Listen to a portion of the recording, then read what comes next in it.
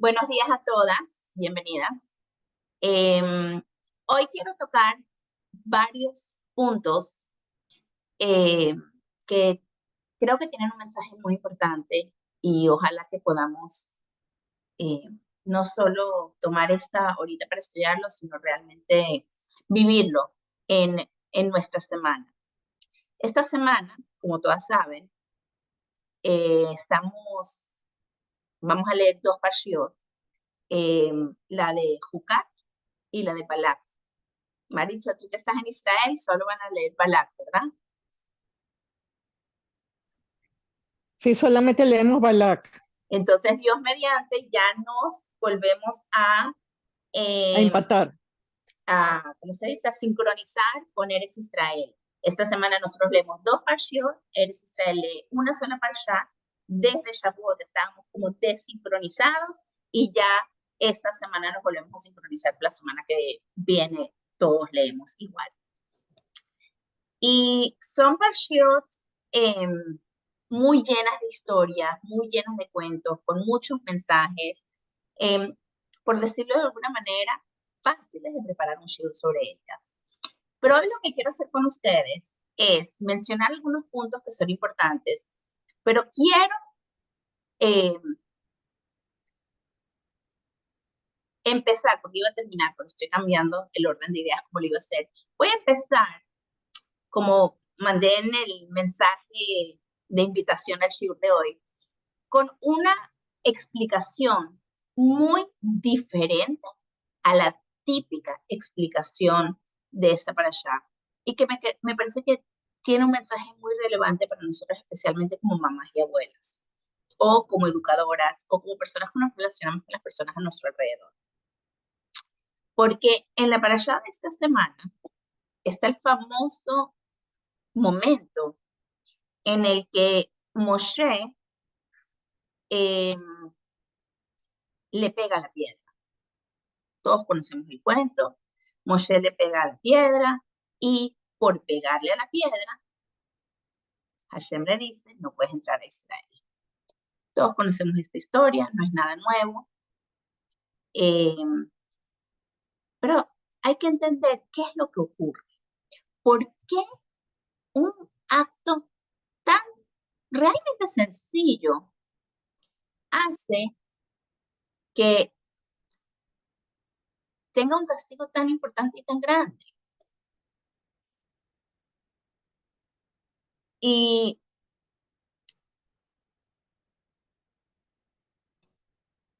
vamos a enfocarnos en una sola explicación, que es la explicación del Rogachover. Como he dicho muchas veces antes, el Rogachover, cuando uno trata de estudiar sus explicaciones, realmente son muy crípticas, muy difíciles de entender porque él no explica, él cita una Gemara, una Mishnah, un Humash, no sé qué, y uno como que va armando el rompecabezas.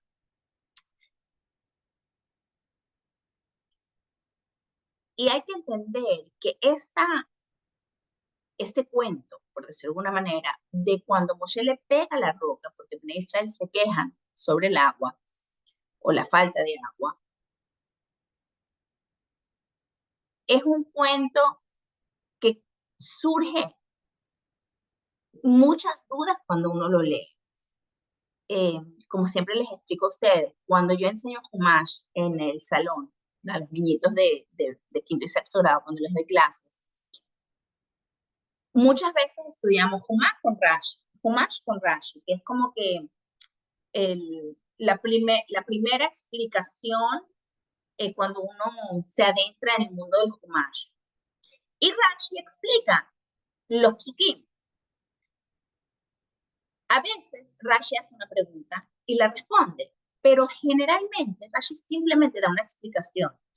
Y una de las insistencias uno como morá, cuando uno quiere enseñarle a los niños a estudiar bien Rashi, es decirles, no entiendes el Rashi hasta que no entiendas la pregunta. O sea, el primer paso de entender la respuesta de Rashi es saber cuál es su pregunta, porque eso te da un panorama completamente diferente a interpretar lo que Rashi está diciendo. Pero hay muchos otros eh, personas que han explicado eh, la Torah para nosotros aparte de Rashi. Y entonces, por ejemplo, el Abarbanel, por dar un ejemplo, enumera 11 razones por las que Moshe le pega la roca. Bueno, no, o sea, 11 explicaciones al cuento, perdón, al cuento de que Moshe le pega la roca. El Shaddai, creo que se llama, que es Shmuel David Buzato, trae 13 explicaciones a este cuento. O sea, vemos que los jajamim, cuando se encuentran con este cuento de Moshe pegando la roca, hay algo sobre este cuento que despierta en ellos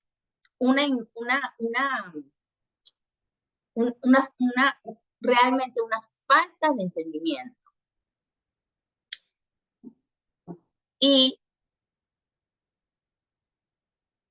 para explicarlo, vamos a empezar viendo que en el Chumash, cuando Hashem le dice a Moshe, lo que va a hacer, ¿verdad? Hashem le dice a Moshe, agarra el palo, cajetamate, agarra el palo para, eh, para resolver el problema de agua que hay en este momento. Dice, vaya a Moshe ka'asher tzivahu. Y hizo Moshe como Dios le ordenó. Pero a los pocos psukim vuelve a decir las mismas palabras. Ka'asher Hashem tzivá. Vayas Moshe ka'asher Hashem tzivá. Pero esta vez solo dice Vayas Moshe ka'ashem tzivá. Hay una hey y una vav adicional en el cuento de la roca que no está en el segundo cuento. La primera vez dice Sibahu y la segunda vez Siba. Si tú lees las traducciones, el Chumash del lado de español o del lado de inglés o cualquier idioma que estés leyendo, no vas a ver diferencia. Ambos van a decir, hizo Moshe, como Hashem le ordenó. Pero si lo ves en el lado de hebreo, hay 2 letras de más. Y como todos sabemos, las letras adicionales en la Torá no son un error y no son al azar. Es como, por ejemplo,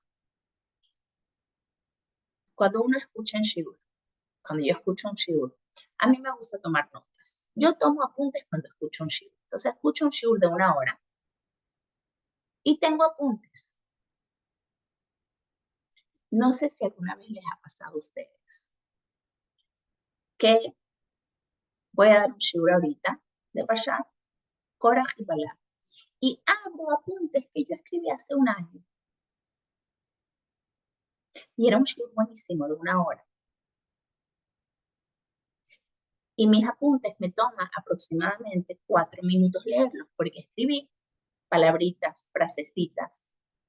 Y a veces, con esas poquitas palabritas y frasecitas, me acuerdo todo el shiur. Porque agarré palabritas para recordarme del shiur. Y otras veces me pasa que abro mis apuntes y no entiendo nada. Digo, ¿qué es esto? O entiendo una parte, pero no entiendo todo el flow, no lo entiendo completo. Ni hablar que otra persona que no estuvo en Shur agarre mis apuntes, no lo va a entender de todo. Va a decir, ¿qué es esto? No, un Shur buenísimo. ¿Dónde buenísimo? This doesn't make sense. Tenías que estar ahí, tenías que escuchar, tenías que entender. Y tus apuntes son como la llave que te lleva a recordar ese maravilloso Shur que escuchaste. De alguna manera, la Torah que nosotros tenemos son los apuntes de Moshe, de todo lo que Dios le dijo. Y por eso, cuando uno estudia a Rashi, a Barbanel, o Jajamín, no es que ellos están interpretando las palabras de los psukim como muchas veces decimos. No, no, no. Ellos están, a partir de los psukim, recordándonos el shiur completo,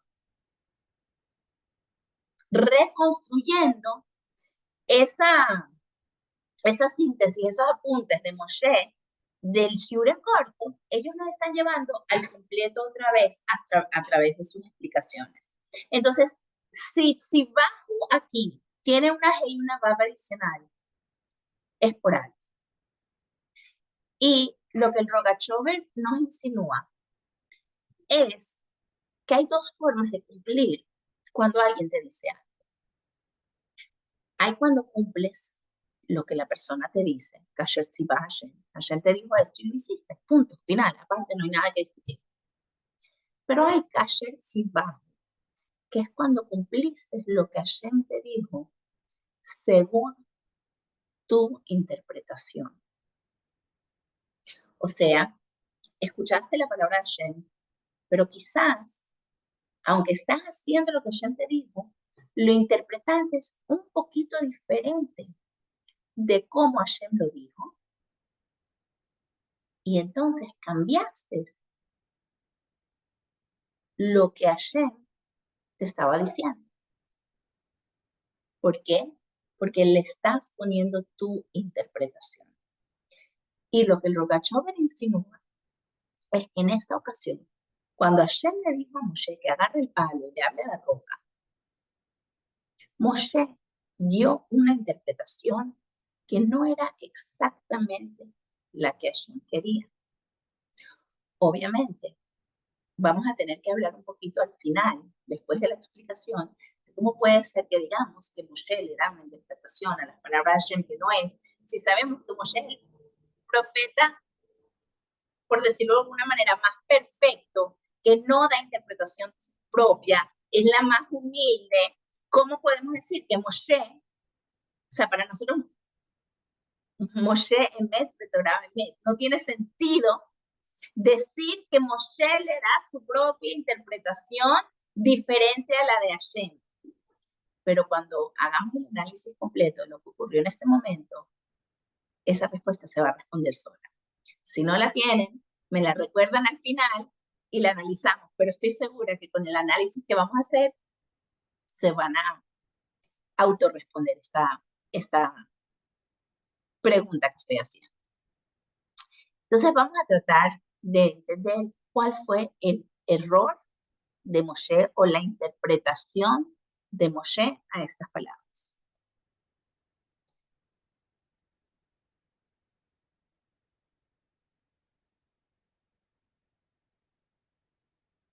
Hashem le dijo a Moshe, Kaz et hamate, agarra el bastón, el palo, como lo quieran llamar, no sé cómo se traduce mate, el palo, el bastón, y ve y háblale a la roca. ¿Qué hizo Moshe? Bueno, Hashem no le dice háblale a la roca. Las palabras del Chumash, déjame agarrar un Chumash, lo hablo aquí mismo. Esta computadora es nueva, entonces todavía no la sé manejar muy bien. No sé si alguien tiene a mano las palabras del Pasuk, donde dice, ¿dónde está? Aquí está.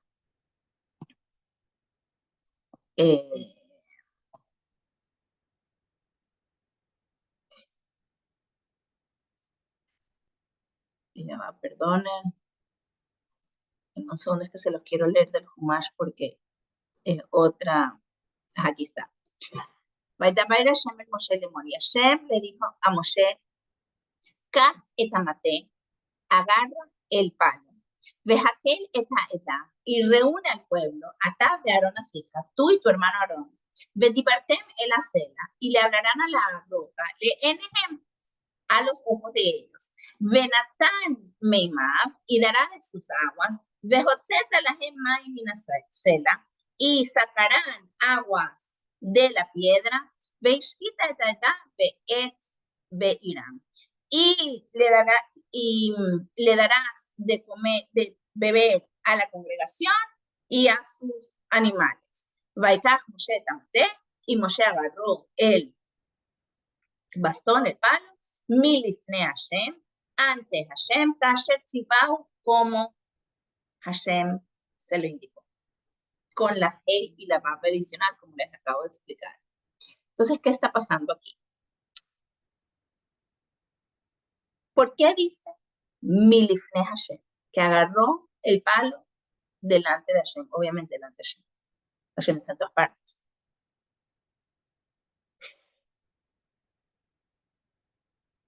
Y según el Rogachover, aquí lo que ocurre es algo muy interesante. Escuchen esto. ¿Cuál palo agarró Moshe? Ay, me sale que hay alguien esperando, no me di cuenta.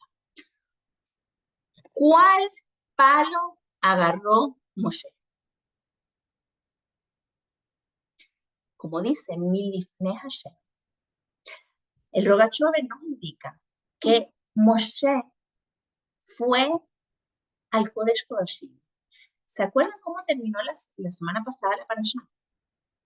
La semana pasada la parashá terminó contándonos que hubo una rebelión de Korah y que Moshe y Hashem, para demostrarle a Israel que no era una cuestión de nepotismo, sino que Hashem había elegido a Aarón como Cohen Gadol, habían dicho que cada uno de los príncipes agarren un palo y lo pongan enfrente del Kodesh Kodashim o en el Kodesh Kodashim, y que el árbol que brotara con almendras, y vamos a saber que era el elegido de Hashem. Y efectivamente, el palo de Aarón floreció. Ahorita, inmediatamente, Hashem le está diciendo a Moshe, agarra el palo. ¿Cuál palo agarra Moshe? El de Aarón. El palo que acababa de florecer para indicar que Aarón es el elegido de Hashem. Y entonces, con ese palo, él le da la roca y la roca da el agua. Y estas aguas en la Torá se denominan Mei Meribá, las aguas de discusión, de lo opuesto a Shalom. Y generalmente lo interpretamos, ¿por qué? Porque Bnei Israel discutió con Moshe, o se quejó con Moshe, o con Hashem, que no tenían agua. Entonces se llaman Mei Meribá, las aguas de la discusión. Hoy vamos a verlo de una manera completamente diferente. El Rogachover dice que hay que entender cuál es la función del agua en la vida judía. El agua tiene muchas funciones. La principal, la que todos pensamos, es beber. Todos sabemos que necesitamos beber para vivir. Necesitamos agua para vivir. Una persona que se pierde en un lugar donde no hay agua puede vivir solo tanto tiempo sin agua. Uno necesita agua para vivir. Y la Torá se compara con agua, porque el Yehudí necesita agua para vivir.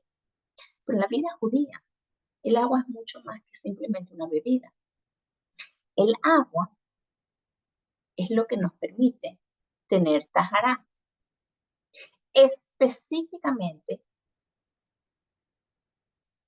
para quitarnos cualquier tipo de impureza, uno necesita estar en una mikve. Ahora, el típico ejemplo es el hombre y una mujer. En su relación matrimonial, la mujer, todos los meses, después de menstruar, debe entrar en la mikve para purificarse, pero no es que se está purificando ella, sino está purificando su relación con su pareja. Si una mujer después de su última menstruación no fue a la mikve o no fue a la mikve con todas las halajot y con todo lo de la ley, es muy importante que lo haga correctamente porque el resto de su vida va a depender su tahará de acuerdo con esa última vez que fue a la mikve, después de su última menstruación. No sé si fui un poco redundante, pero creo que me entendieron. Ahora, hay que entender el concepto de la mikve, porque en la Torá, generalmente, cuando hay dos, voy a llamarlo objetos, ¿ok? Aunque estoy usando una palabra un poquito incorrecta, pero para que me entiendan. Cuando hay dos objetos, o dos entidades, llamémoslo dos entidades. Cuando hay dos entidades, una está en Tum'a y la otra está en Tahara y están en contacto. ¿Qué ocurre? Depende. Depende si el objeto que está en Tum'a, cuando está en contacto con el objeto que está en Tahara, va a influenciarle dependiendo del objeto que está en Tahara, en qué tipo de objeto es. Hay dos tipos de objetos, entidades, puedo usar la palabra entidades. Hay dos tipos de entidades. La entidad que es Mekabel Tumá y la entidad que no es Mekabel Tumá. La entidad que recibe Tumá y la entidad que no recibe Tumá. Entonces, generalmente, cuando un objeto que está impuro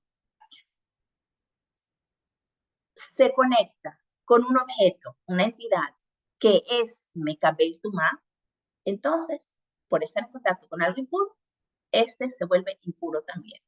Típico ejemplo, el ser humano. El ser humano es Mekabel Tumá. Entonces, vas a un cementerio, estás en contacto con una persona muerta, inmediatamente tú completamente estás en un estado de Tumá. ¿Por qué? Porque estuviste en contacto. Ahora hay cosas que son Mekabel Tumá y hay cosas que no son Mekabel Tumá. La mikve para las aguas podrían ser un elemento que sí recibe Tumá. Pero en el caso de que una persona entre en la mikve, entonces no, o sea, tú pensarías que la persona está entrando impura, debería afectar las aguas de la mikve, pero no es así, sino que las aguas de la mikve afectan a la persona y purifican a la persona. Pero ¿cuándo es eso? Cuando la mikve está construida correctamente. Una mikve tiene que tener ciertos elementos para que no reciba tumá y pueda, en vez de ser influenciada por la persona, ser la que influencia a la persona. Entonces, en vez de recibir la tumá de la persona, es la que purifica a la persona. Típico ejemplo, una madera. Una madera, Mekabel tumá, recibe tumá. Entonces, ¿qué pasa? El Rogachover dice una explicación fascinante y dice, ¿qué pasó? Pues los judíos no tenían agua. Van a donde Moshe y le dicen a Moshe, necesitamos agua, no solo para beber, para ir a la mikve, para que haya shalom bayit, relación de pareja, necesitamos agua. Moshe agarra el palo de Aarón que acaba de florecer y con eso crea la fuente de agua, pero al ser con madera, que es Mekabel Tumá, puedes beber esa agua, pero no puedes purificarte en esa agua. No era lo que Hashem quería. Hashem quería que Moshe use no el palo de Aarón, sino el palo de Moshe. Moshe también tenía un palo. Todos sabemos que Moshe tenía un palo. El famoso palo con el que abre el mar. Todos conocemos el palo de Moshe. ¿Y de qué estaba hecho el palo de Moshe? Según nuestra Jajamim, el palo de Moshe estaba hecho de zafiro. El zafiro es una piedra preciosa que no es mecabel tomar, que no recibe tomar.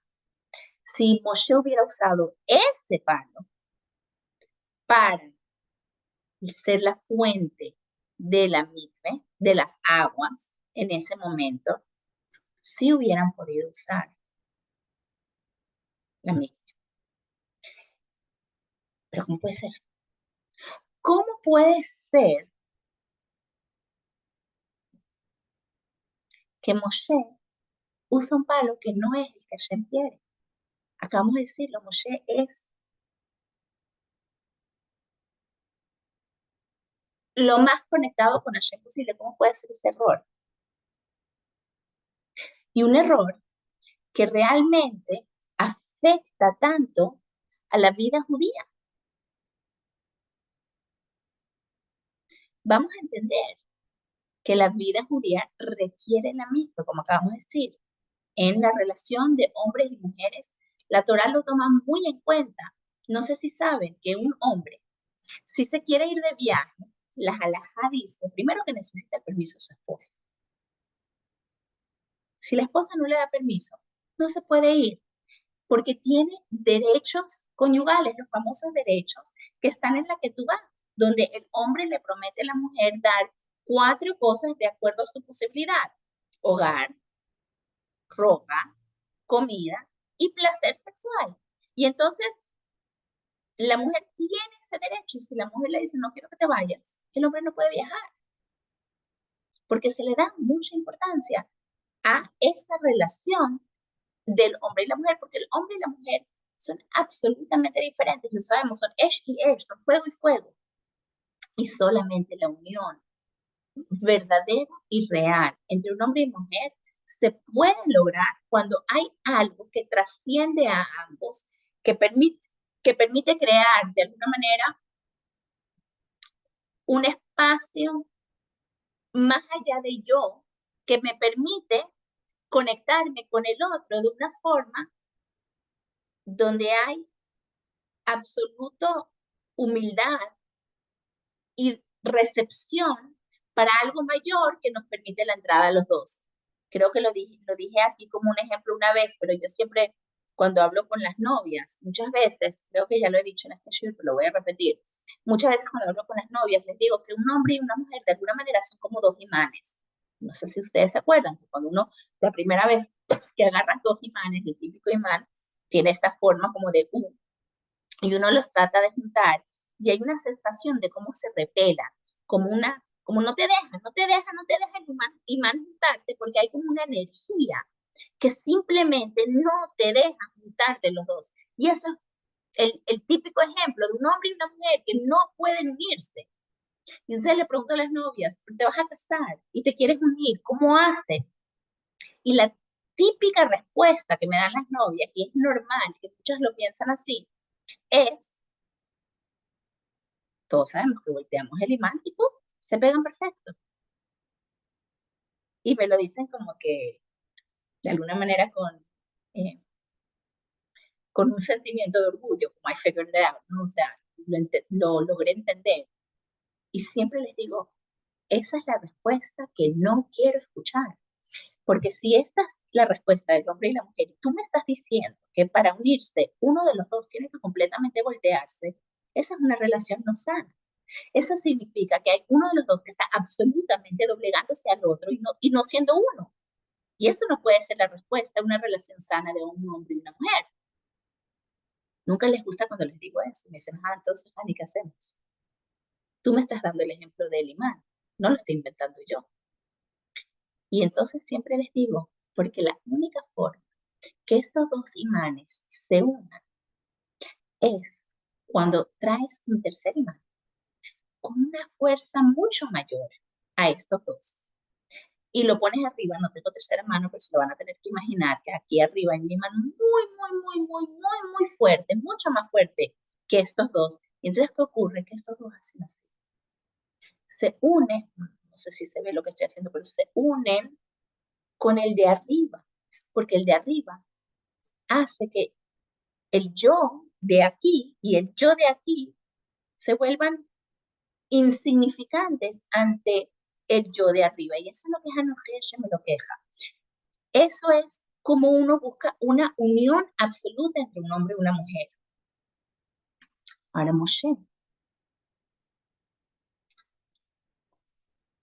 precisamente por su nivel espiritual tan elevado, no entendía, le costaba la parte física de la relación. Moshe nos llevó por 40 años en un desierto. Señoras, desierto por definición es un lugar de falta de placer físico, de falta de lujos, de falta de, de comodidad, ¿ok? Pero para Moshe, vida es Hashem, no comodidad, no lujos, no placer, más. Moshe se separó de su esposa. Era una de las, lo hablamos la otra vez, de las quejas de Miriam y Aarón y la preocupación de Miriam y Aarón acerca de Moshe. Se había separado absolutamente de su esposa, que para Moshe era correcto. ¿Qué pasa? La relación de Moshe es simplemente tan espiritual que lo único que importa es Hashem. Y era tan fuerte, está escrito que Moshe es como el sol, y Yoshua, que fue quien eventualmente sí los lleva a Israel, es como la luna. Todos sabemos lo que ocurre cuando el sol no está y solo está la luna. ¿Qué ocurre? La luna nos da la luz. Pero si la luna está en presencia del sol, ¿la luna da luz? No, porque el sol es tanto más fuerte que la luna se vuelve insignificante. Hay una expresión, estoy hablando un poquito despelotado, pero créanme que voy hacia algo. Hay una expresión muy famosa en la Gemara que es teiku. ¿Alguien sabe lo que es teiku? Teiku es la expresión, no se usa muchas veces, pero sí sale varias veces. En la Torá es la expresión que se utiliza cuando hay una pregunta y no tenemos la respuesta. Y teiku significa, cuando venga Mashiach, le vamos a preguntar, bueno, realmente es cuando venga Eliyahu a Naví, le vamos a preguntar. ¿Ok?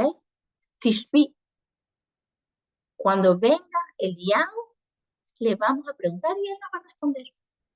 Que uno lo entiende como que, bueno, como cuando eres chiquita y le preguntas algo a tu mamá y tu mamá te dice, cuando seas más grande vas a entender.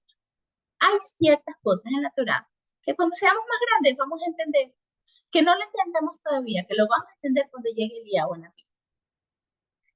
Y una de las preguntas que se hace es, ¿por qué Eliyahu a Naví? ¿Por qué no Mashiach? Es más, cada uno de los tzadikim en nuestra historia tiene cierto título. Abraham Avinu, ¿verdad?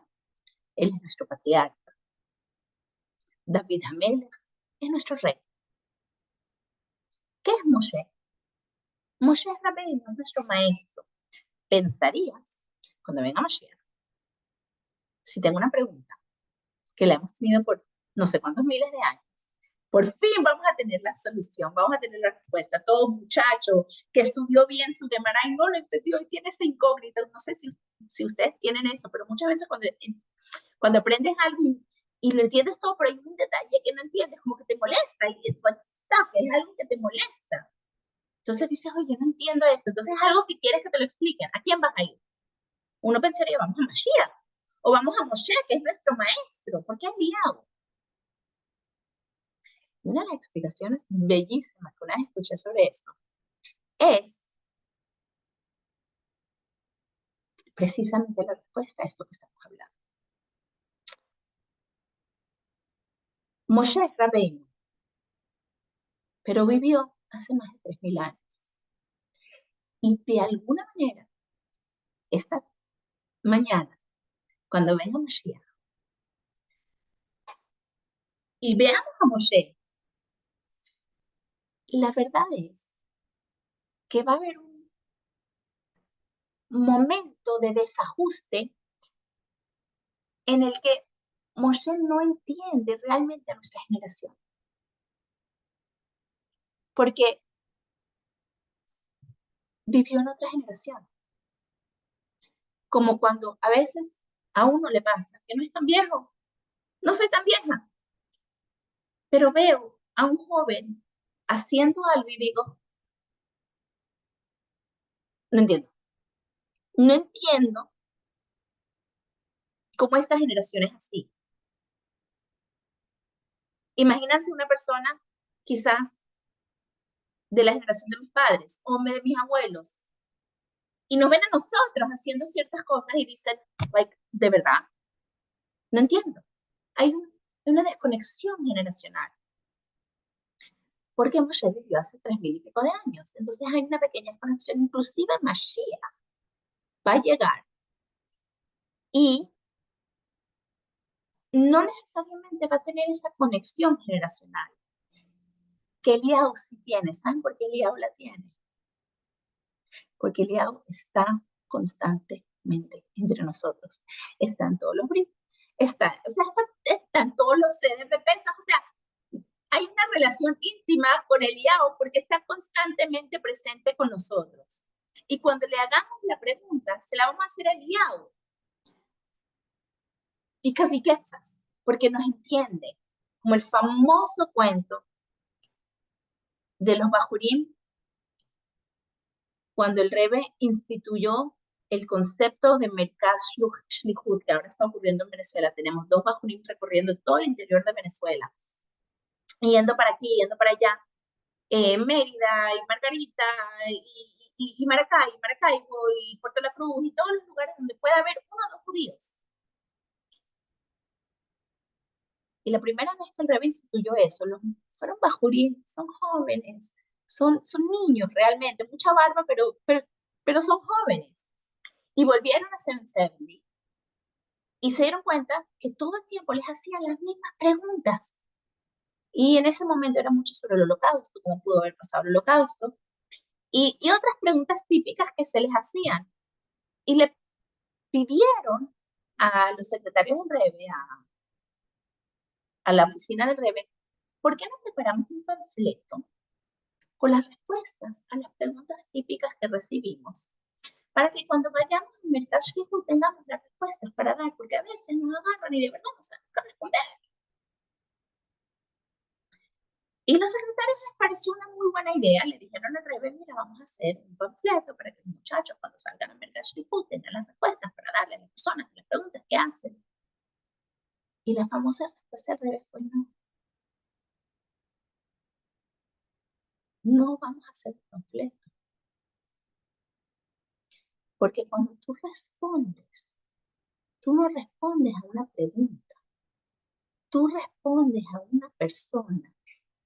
Y lo que no dijo el Rebbe, y lo estoy diciendo yo, a veces es preferible no tener una respuesta con empatía a tener una respuesta paletreada que no está tomando en cuenta a la persona.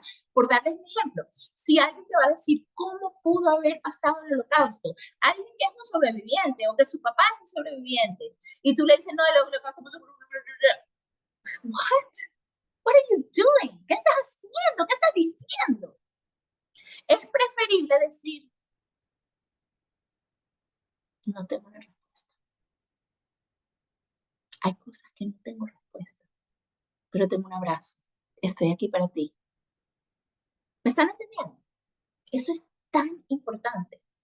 Es tan importante no solo con el holocausto, es un buen ejemplo, pero eso aplica a tantos momentos en la vida donde alguien está pasando por una situación difícil.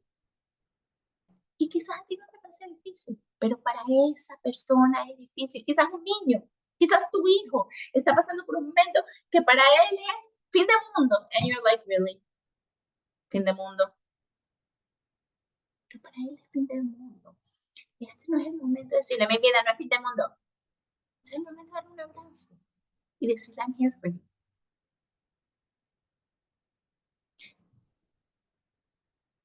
Hay que tener la relación y la empatía. Moshe era tan, pero tan humilde que cuando Hashem le dijo, agarra el palo, dijo, el palo, jámate, el palo, refiriéndose al palo más importante, no puede ser el mío. La humildad de Moshe hizo que dijera, ¿cuál es el palo más importante? El de Aarón. No puede ser mi palo el más importante, es el de Aarón. Ojalá pensáramos todos así, que lo de la otra persona es más importante que lo de uno, especialmente en una relación de pareja. Y agarró el palo de Aarón, precisamente por su humildad. Precisamente por eso las aguas no eran aguas purificadas, que podían hacer lekadesh ta'am, de santificar al pueblo, como está escrito en el pasuk. Dice,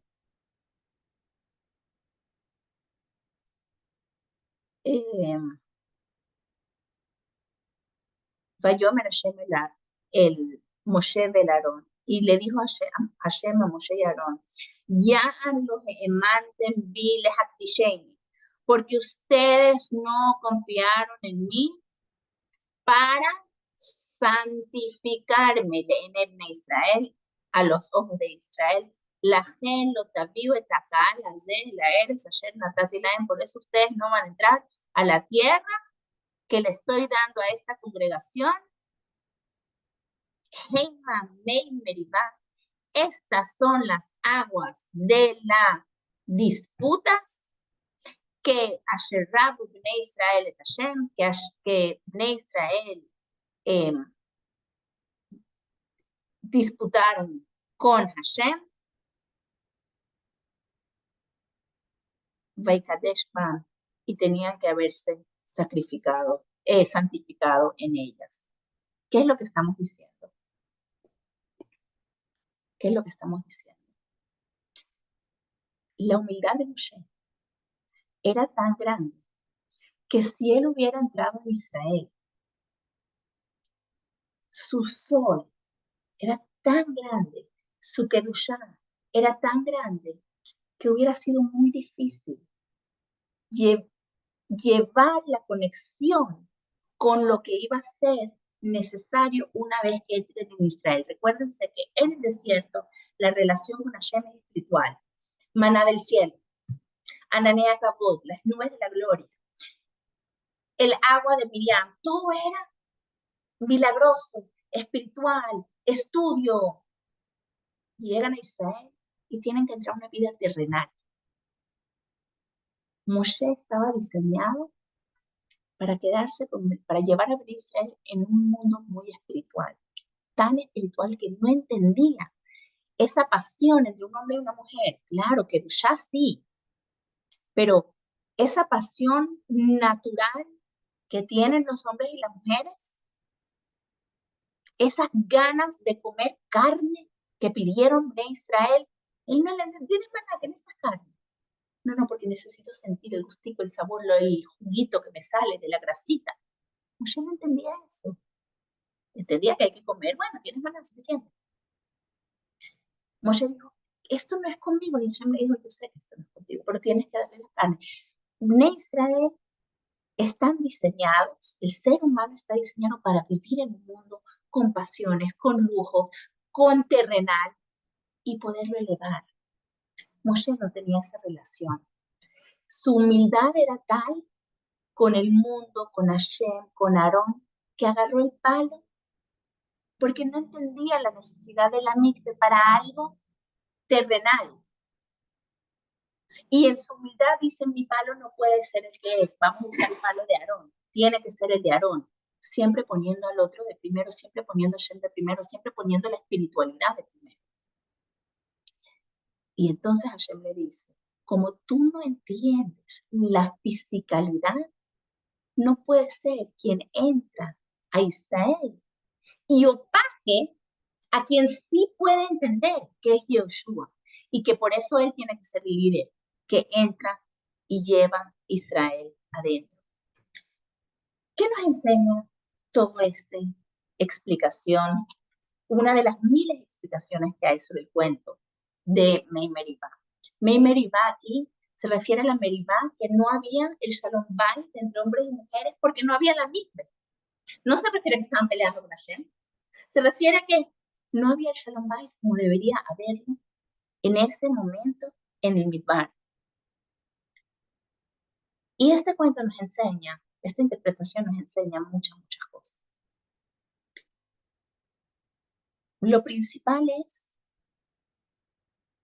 que todos tenemos posiciones en las que estamos rodeados por personas que tienen una forma de ver la vida diferente a la de uno. Como hablamos antes, hijos, cónyuges, amigos, etc. Ya entramos en Israel, ya no estamos en el Midbar. Nosotros ya estamos en esa etapa, y si ni siquiera estamos en la etapa que entra en Israel, sino que estamos en la etapa de a punto de recibir a Moshiach.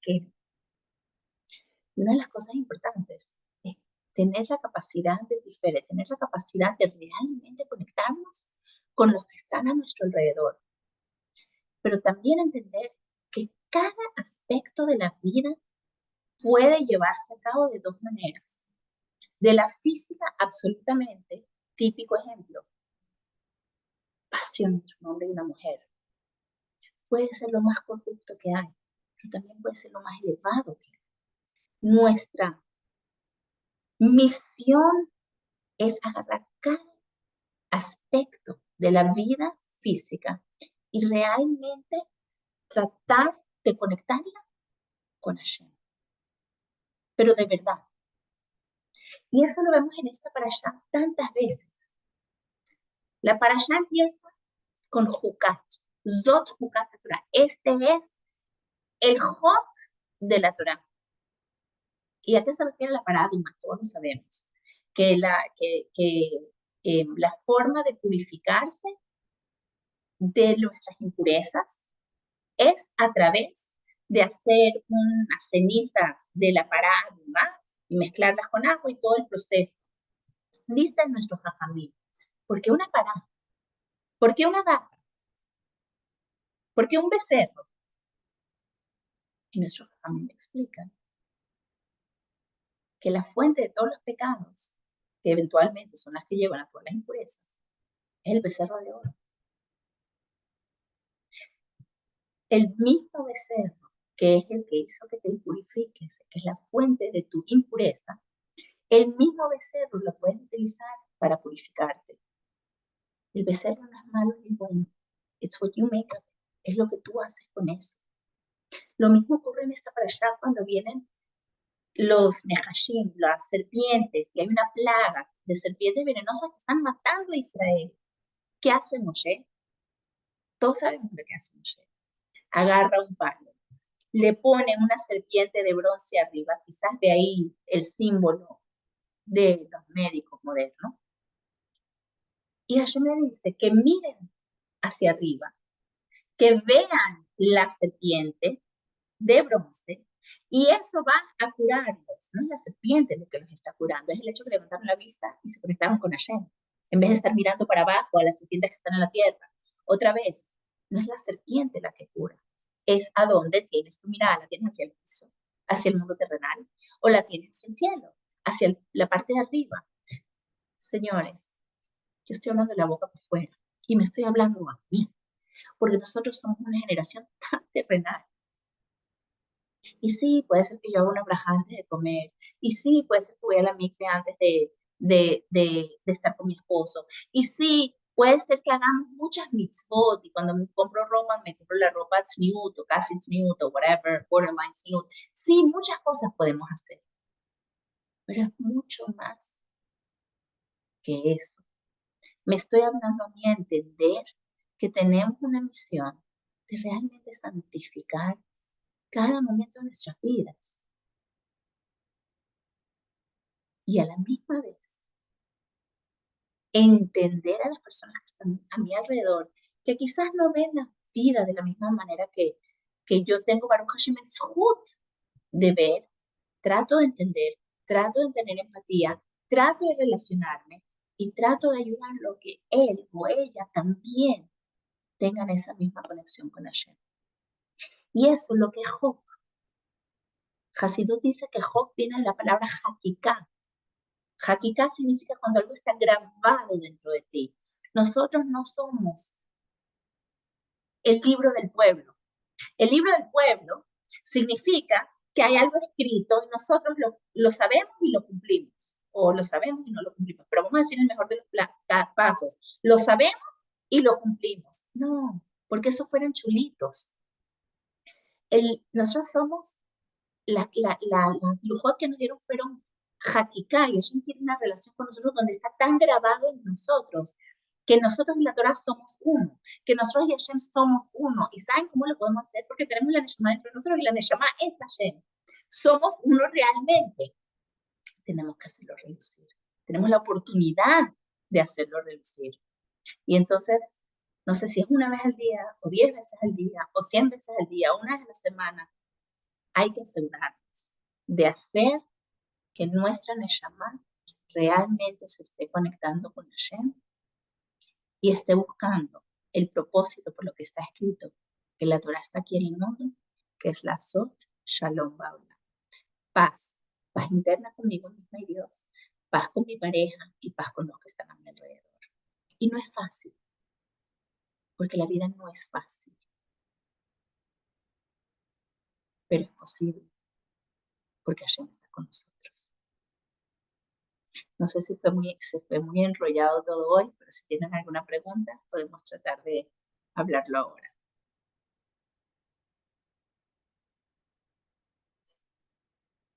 Uy, mucho silencio. Entonces voy a stop la grabación. ¿Cómo se hace stop la grabación? Aquí. Me encantó compartir con ustedes.